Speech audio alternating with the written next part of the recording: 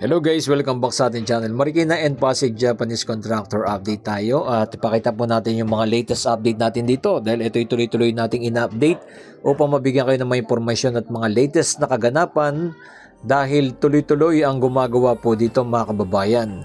Ayan, napakarami po. Kabilaang side na po sila ang kanilang ginagawa at tuloy-tuloy na po ito. At paggabi naman po ay nagdi-dredging naman po sila. Etong river ay nilalaliman na po nila para hindi kaagad mapuno kaagad yung tubig at hindi umapaw at madamay ang mga kabahayan dito, no? Dahil mga nagdaang panahon ay pag may mga bagyo, kawawa po mismo yung mga nakatira dito sa Manggahan, Marikina, Tumana, yan, mula dito sa may Pasig.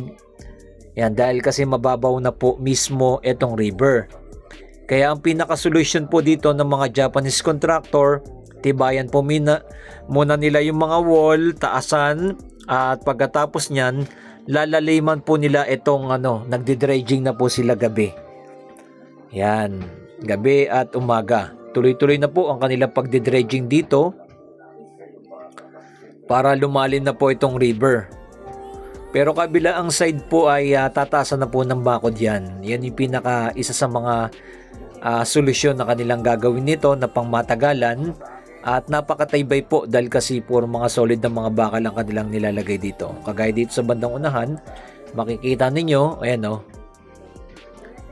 Ayan, tuloy-tuloy po ang ginagawa dito ng mga Japanese contractor. At syempre, ang mga nagtatrabaho po, mga Pilipino po, karamihan. Majority po lahat ng mga empleyado dito ay mga Pilipino. Yan, like and comment and share kung anong masabi nyo po dito sa patuloy-tuloy nating ina-update. Yan, nakikita na po natin yung pinaka-bunga ng kanilang ginagawa dito ng mga flood control. Alam naman po natin dito sa Pilipinas ay napakalaki ng issue ng flood control na nangyayari. Dahil bilyon-bilyong pera ay napupunta sa mga ghost project or kaya pag ang mga Pilipino contractor ang gumagawa ay mga substandard ang kanilang ginagawa, kaya pang madalian lang sira na kagad. Pero itong Japanese contractor ay talagang nakikita natin pulido, matibay, talagang sanay na po talaga sila sa mga flood control, no? Yan ang pinakamaganda. Buti na lang ang mga Japanese contractor po ang may hawak dito. Ayan, no? Meron pa tayong papakita sa bandang unahan.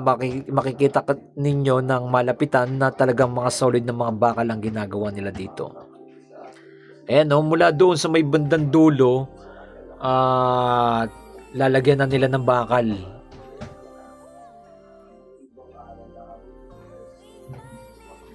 Ayan. Like and comment and share mga kababayan kung anong masabi niyo po dito sa ating ina-update na tuloy-tuloy na. At syempre napakalaking tulong po sa lahat ng mga nakatira po dito. Talagang meron ng solusyon para masolve po yung pagbabaha po dito, no? Ito, yung kagaya dito sa banda dito sa may Pasig na pag nagkakaroon ng bagyo, eto pumapasok na yung tubig diyan. Kawawa yung ating mga kababayan diyan dito mismo. Dito sa may Pasig. Kaya ang pinaka the best ay ganito na po ang kanilang ginagawa mga kababayan. Dire-diretso po yan. Going to Pasig at papunta na po sa may Manila Bay. At dito mo muna dadaan rin mismo sa may Laguna de Bay. Ayan, no, dito sa area na to marami po mga nakatira dito. Pero nakita po natin ay nagkaroon na po sila ng relocation at ang gagawin po kasi dito ay magkakaroon po dito sila na mismo dito ng housing project, yung mga bahay ng mga tinamaan. Ayan. Dito sa area na rin po mismo yan na nakikita nyo sa may left side. Ayan. Wala na po mismo yung mga nakatira dito. Ayan, o, sinum natin. At eto na po. Yan, dyan din po gagawin yung pabahay ng gobyerno dito sa may Pasig, ditong area na to. Yung mga tinamaan ng mga pabahay, imbis na ililipat sila sa may Cavite, Bulacan, dahil kasi dito naman yung kanilang mga hanap buhay, dito na rin mismo ginawa. Diyan yung pabahay ng gobyerno sa Pasig. Ayan. Itong right side, nandito naman po yung mga heavy equipment nila. Ayan, yung mga bakal. Ayan. Ayan, nakikita po natin na napakalaki talaga ng progress at napakatibay at napakaganda ang mga Japanese contractor ng gumagawa, no? Ang JICA. Ayan. Dire-diretso yan. Hanggang doon sa may pinakadulo, papunta na po ng Manila, Laguna de Bay. Ang gagawin niyan, no? Dire-diretso. Ayan, inikot natin yung ating drone dahil nawalan tayo ng signal dahil sobrang layo na po ng ating napuntahan. Almost nasa 2,000 meters na po yung layo mula doon. At pakita naman natin sa inyo kabilang side. Ayan, at least itong Marikina and Pasig flood control ay napakaganda na po na magiging progress dito. Buti na lang nandiyan ang mga Japanese para gumawa dito, no?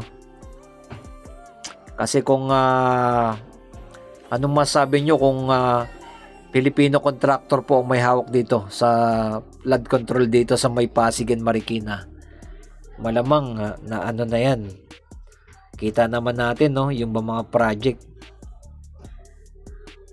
yung iba mga ghost project talaga eh. Yan, ibig sabihin magaling talaga yung mayor dito sa Pasig at sa may Marikina. Yan, kita nyo naman po yung kalinisan ng Marikina at ang Pasig naman transparency. Yan ang gusto ni Mr. Vico Sotto.